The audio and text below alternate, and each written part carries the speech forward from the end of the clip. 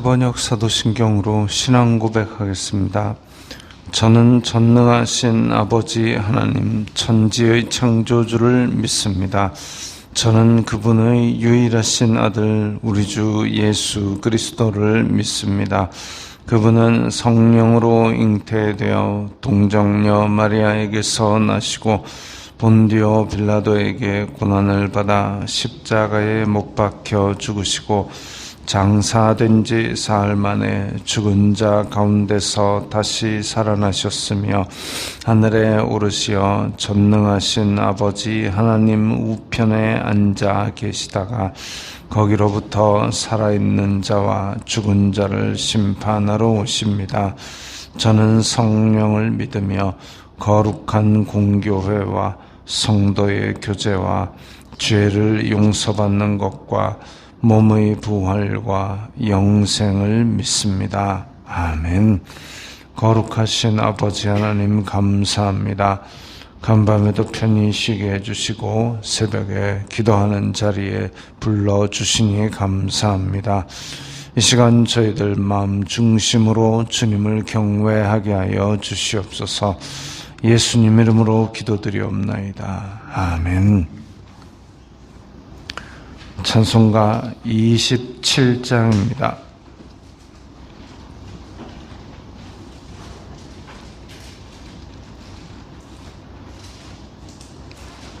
찬송가 27장입니다.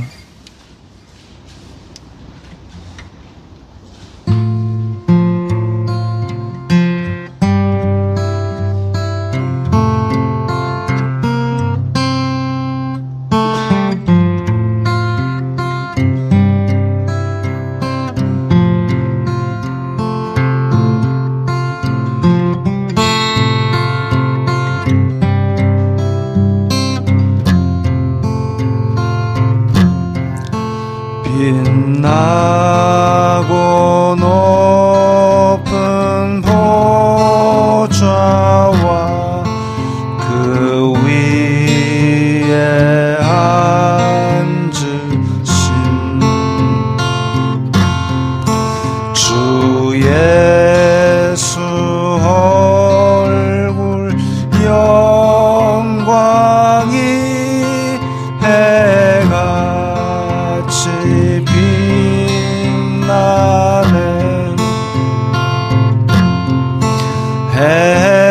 해같이 빛나네. 지극히 높은 위엄과 한없는 자비를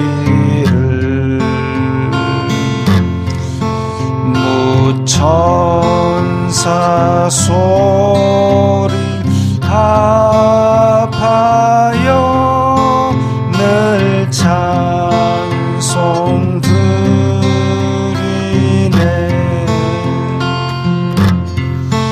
늘 찬송 드리네.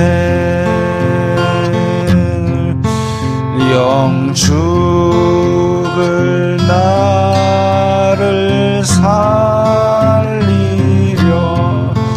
그 영광 떠나서 그 부끄러운 십자가 날 위해 지셨네. 날 위해 지셨네. 나 이제 생명이 있음은 주님의 은혜요.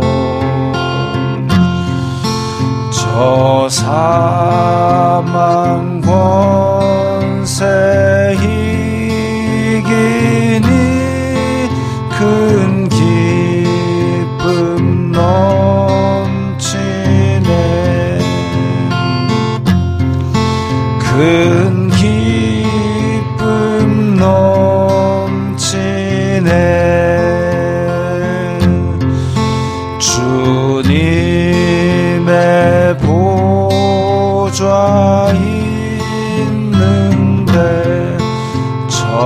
한 몸 이르러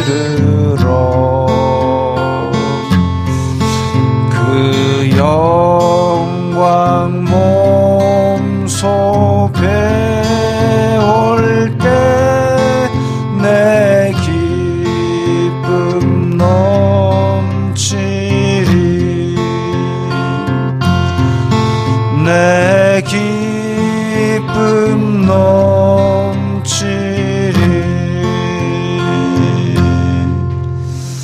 아멘.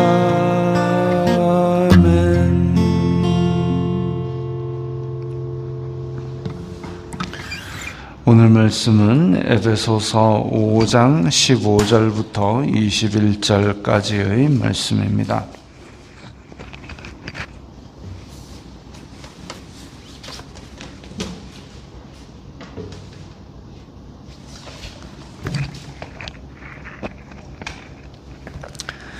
에베소서 5장 15절부터 21절까지의 말씀 함께 읽겠습니다. 그런즉 너희가 어떻게 행할지를 자세히 주의하여 지혜 없는 자 같이 하지 말고 오직 지혜 있는 자 같이 하여 세월을 아끼라. 때가 악하니라. 그러므로 어리석은 자가 되지 말고 오직 주님의 뜻이 무엇인가 이해하라. 술 취하지 말라. 이는 방탕한 것이니 오직 성령으로 충만함을 받으라. 시와 찬송과 신령한 노래들로 서로 화답하며 너희의 마음으로 주님께 노래하며 찬송하며 범사에 우리 주 예수 그리스도의 이름으로 항상 아버지 하나님께 감사하며 그리스도를 경외함으로 피차 복종하라. 아멘.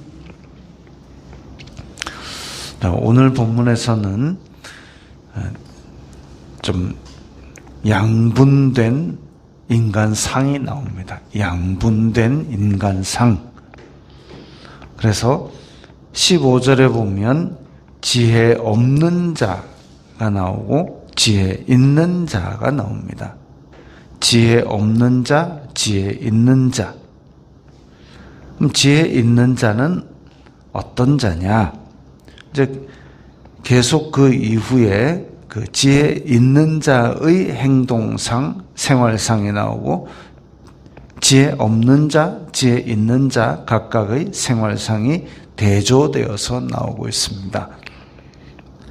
16절에 세월을 아끼라. 때가 악하니라. 세월을 아끼라. 때가 악하니라. 이게 지금 세월을 아끼라라는 말을 우리가 오래전부터 들어왔기 때문에 그냥 세월을 아끼라, 시간 아끼라는 말인가 보다 이렇게 그냥 좋은 말로 넘어가는데 가만히 생각해 보면 세월을 아끼라는 말 뜻이 뭐지 싶습니다. 세월을 아끼라. 뭐가 세월을 아끼는 것일까? 근데 때가 악한데 왜 시간을 아끼라는 것일까?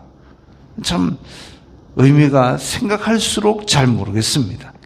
근데 이제 난외주에 보면 이제 세월을 아끼라라는 말을 기회를 사라라는 뜻이다 이렇게 해놨습니다. 기회를 사라. 기회를 사라. 모든 기회를 잡으라. 이런 의미가 있는데 모든 기회를 잡으라. 그래서 가능하면 모든 기회를 잘 붙들라. 그러면 쉬운 성경에서는 뭐라고 했냐면 때가 악하니 가능한 한 선한 일을 할 수 있는 모든 기회를 잘 붙들기 바랍니다. 이렇게 냈습니다. 세월을 아끼라라는 말이 우리에게 주어지는 선한 일을 할 기회를 잘 붙들라라는 얘기죠. 어느 정도로 잘 붙드느냐? 기회를 사라. 우리가 돈 주고 뭔가 물건을 살 때는 내 마음속에 생각하는 가치, 그 가치에 해당하는 값을 지불을 합니다. 근데 내 마음에 생각하는 가치는 100원인데 물건 값을 200원을 받으면 우리는 200원을 주면서 비싸다라고 얘기합니다. 비싸다. 내 마음속의 가치는 100원인데 나한테 왜 200원을 달라 그러냐? 비싸다. 근데 세월을 아끼라, 기회를 사라라는 얘기는 내 마음속의 가치를 지불하고서 그 기회를 얻을 정도로 그 기회, 선한 일을 할 수 있는 기회에 내 마음의 가치를 높게 두라는 얘기죠. 내가 그것을 지불할 정도로 내가 선을 행할 수 있는 그 기회를 귀하게 여기라. 왜? 때가 악하니라. 시대가 지금 악하고 나쁜 일들을 하는 것이 상식처럼 되고 있기 때문에 내가 선한 일을 할 기회가 있으면 어쩌든지 그 선한 일을 하기 위해서 애를 써야 될 정도로 선한 일을 할 기회를 가치 있게 생각하라 이겁니다. 그러므로 어리석은 자가 되지 말고 오직 주님의 뜻이 무엇인가 이해하라. 자, 어리석은 자가 있고 주님의 뜻을 이해하는 자가 있습니다. 지혜 없는 자는 곧 어리석은 자, 지혜 있는 자는 세월을 아끼는 자이면서 주님의 뜻을 이해하는 자. 자, 이게 왜 같은 의미의 단어 여러 표현들이 왜 자꾸 연쇄되어 나타나느냐 하면 그냥 15절만 지혜 없는 자같이 되지 말고 지혜 있는 자가 되라 하고 끝내버리면 지혜 있는 자가 뭐지? 지혜 없는 자가 뭐지? 이렇게 그 의미를 잘 모를 때가 있습니다. 그래서 성경에 보면 성경에 있는 단어들이 히브리어 단어도 그렇고 헬라어 단어도 그렇고 단어의 수가 우리나라 말처럼 그렇게 다양하게 있지 않습니다. 고대 언어이기 때문에 지금 히브리어 헬라어들은 그러니까 이스라엘 말이나 그리스 말들은 단어가 수가 얼마나 많았는지 모르겠지만 성경에 나오는 히브리어 헬라어들은 단어 자체가 그렇게 많지 않기 때문에 한 단어가 여러 뜻을 표현합니다. 그런데 그 여러 뜻을 표현하는 그 의미 중에 어떤 의미를 찾아 쓸까는 무엇을 보고 결정해야 되냐면 앞뒤 문맥을 보고 결정해야 됩니다. 그래서 오늘 15절에 지혜 없는 자, 지혜 있는 자가 나왔을 때에 지혜 없는 자는 16절에 세월을 아끼라, 때가 악하니라. 이 시대를 악하게 만드는 자는 지혜 없는 자고 세월을 아끼라, 내가 선한 일을 할 기회를 가치 있게 생각하는 자는 지혜 있는 자고 또 어리석은 자, 주님의 뜻이 무엇인가 이해하는 자 대조되고 있으니까 어리석은 자는 주님의 뜻에 관심도 없고 이해하지 않는 자구나. 주님의 뜻을 이해하는 자는 선한 일을 가치 있게 생각하고 어찌든지 선한 일을 할 기회를 잡으려고 애쓰는 사람이구나. 18절에 술 취하지 말라 이는 방탕한 것이니. 자, 술 취하지 말라. 술 마시는 것 인간사에서 고대로부터 지금까지 계속 있습니다. 제가 한 번은 관심 깊게 살펴본 것이 대한민국 음주운전입니다. 음주운전 기사를 검색하면 매일 한 건 이상씩 음주운전 때문에 사고가 나가지고 사람이 죽든지 차가 부서지든지 하는 일이 나옵니다. 그럼에도 불구하고 이 지위 고하를 막론하고 음주운전이 다 막 하고 있습니다. 안타까운 일이죠. 정신 못 차리는 일이죠. 자기가 술을 마실 계획이 있으면은 애시당초에 차를 안 가져가는 게 맞습니다. 술을 마셨더라면 대리운전을 부르는 게 맞습니다. 대리운전이 없으면 그냥 택시 타고 집에 가는 게 맞습니다. 그럼에도 불구하고 자기가 음주운전을 했다? 이거는 일부러 남을 해칠 수 있는 짓을 한 겁니다. 제가 한 번은 진짜 충격적인 뉴스를 봤는데 자기 걸음도 못 걸어요. 비틀비틀 자기 걸음도 못 걷는데 주차장에 가더니 차를 몰고 나갑니다. 아이고, 그래가지고 결국 아예 4명인가를 그대로 차로 밀어버렸습니다. 끔찍한 일이죠. 정신 못 차립니다. 그러고 뭔 일이 있었는지 자기가 기억도 못하고 그 차 치고 나서 어느 게이트 입구에서 잠들었어요. 운전하다가 잠들어 봅니다. 그런 짓들을 지금 오늘도 아마 대한민국 어딘가에서는 아무 거리낌 없이 하고 있을 겁니다. 제정신이 아니죠. 이제 좀 있으면 총선이 있을 텐데 총선 나온 사람들 중에서도 음주운전으로 그렇게 기록된 사람들도 수두룩빽빽하게 나옵니다. 제정신이 아니죠. 그런 술에 취해가지고 제정신을 못 차리고 죄를 저지르는 것, 단지 술이 문제가 아닙니다. 술 말고 무엇을 원하든지 자기의 탐욕을 위해서 뭔가를 아주 심하게 빠져들어 있는 것, 그게 술 취하는 것 이상의 죄를 범하게 만듭니다.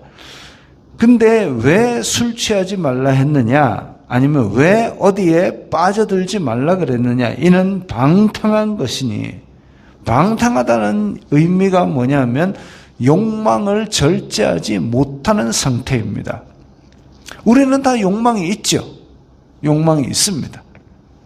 그럼에도 불구하고 이 사회에서 정상적인 생활을 하려면 이 욕망을 다 드러내지 않고 절제할 줄도 알아야 되는데, 그런데 욕망을 절제하지 못하는 상태, 이게 방탕한 겁니다. 술 취하지 말라. 왜 술 취하는 것이 안 좋으냐? 욕망을 억제하지 못하는 상태가 되기 때문에, 그래서 술 취하지 말라 이렇게 경고한 것이죠.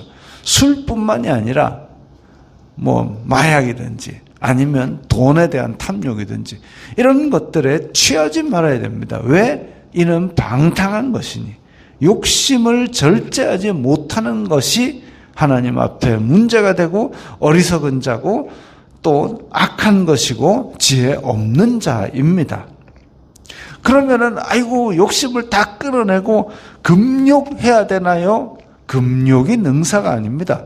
성도들도 열심히 일해서 돈을 많이 버는 거 좋은 일이죠. 맛있는 거 잡수는 거 좋은 일입니다. 맛있는 거 먹고 즐겁게 사는 거 좋은 일입니다. 또 기회가 되면 어디에 좋아하는 곳에 가서 여행 가는 거 좋은 일입니다. 욕망을 무조건 다 없애버리라는 얘기가 아니라 욕망을 절제하지 못하는 것, 절제하는 것이 미덕인 때에 절제하지 못하는 것. 우리 식당이나 카페나 이런 데 갔을 때, 아니면 버스 안에서 전화, 야, 그랬나? 막 소리 지르면서 전화하는 사람이 있습니다. 아니면 버스 안에서 서로 대화를 하는데, 니 어제 텔레비 봤나? 시끄러워가지고. 사람들이 그걸 볼 때 눈살을 찌푸리죠. 우리의 마음의 욕망도 마찬가지입니다. 우리의 욕망이 들어서 우리의 동기가 되어서 열심히 일하고 즐거움을 위해서, 아니면 맛있는 걸 먹고 싶어서 있을 수 있는 일이에요. 그러나 이게 드러나야 될 곳이 있고 절제해야 될 곳이 있는데, 근데 버스 안에서 양념치킨 뜯다가 먹고 앉았으면 사람들이 찌푸리잖아요. 그겁니다. 우리의 욕망이 드러나지 말아야 될 곳에는 절제를 하는 것이 성도의 미덕인데, 그러지 않고 아무 데나 드러낸다, 욕망을 절제하지 못한다, 이게 방탕한 겁니다. 오직 성령으로 충만을 받으라. 욕망을 절제하지 못하는 것과 반대되는 인간상 생활상은 성령의 충만입니다. 성령의 충만. 성경에 무조건 하지 마라 이게 아니라 이것을 하라. 방탕은 하지 말고 성령 충만 받으라.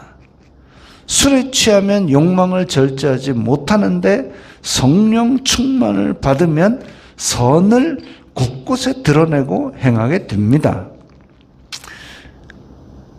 TV 보지 마라. 아이들에게 옛날에 바보 상자다. 텔레비 보지 마라. 텔레비 안 보면 아이들이 뭐합니까? 하지 마라만 해놓으면 멍하게 있습니다. TV 안 보는 상태거든요. 안 보면 그게 능사가 아니죠.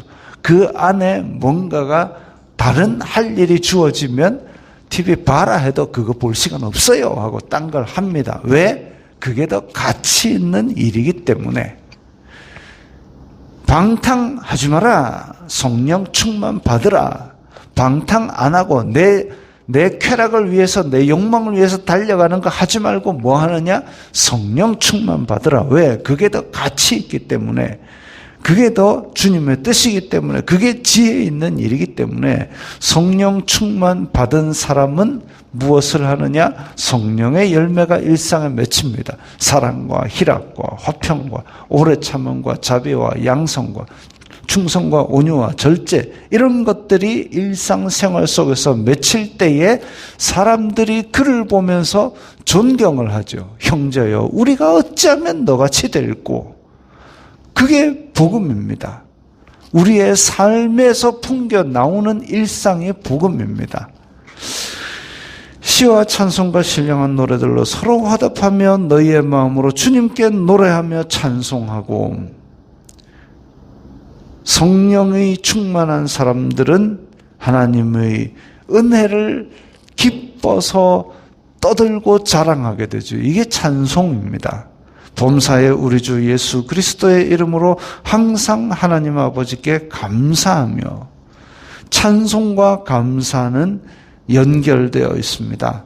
우리의 입에서 찬송과 감사, 하나님 아버지께 대한 감사하는 마음이 있으면 그 은혜를, 그 하신 일을, 그 영광을 지극히 높으시고 거룩하심을 우리의 입으로 노래하고 찬송하는 거죠. 아까 우리가 했던 27장도 영광이 해같이 빛나는 것, 우리의 육신의 눈으로는 볼 수 없지만 그 은혜를 생각하고 말씀을 묵상하는 가운데 그 영광이 환하게 빛나는 것이 우리의 영혼에 비치는 걸 봅니다. 그리스도를 경외함으로 피차 복종하라. 교회 안에서 덕을 세울 수 있는 굉장히 핵심적인 말이 피차 복종하는 것입니다. 예수님께서 잡히시던 날 밤에 수건을 허리에 동이고 제자들의 발을 씻기면서 내가 스승이 되어서 너희 발을 씻긴 것처럼 너희도 서로 섬기라고 그렇게 말씀하셨습니다. 그렇게 본을 보이신 것처럼, 자, 지혜 있는 자는 세월을 아낍니다. 주님의 뜻이 무엇인가를 이해합니다. 성령 충만을 받습니다. 감사하고 찬송합니다. 피차 복종합니다.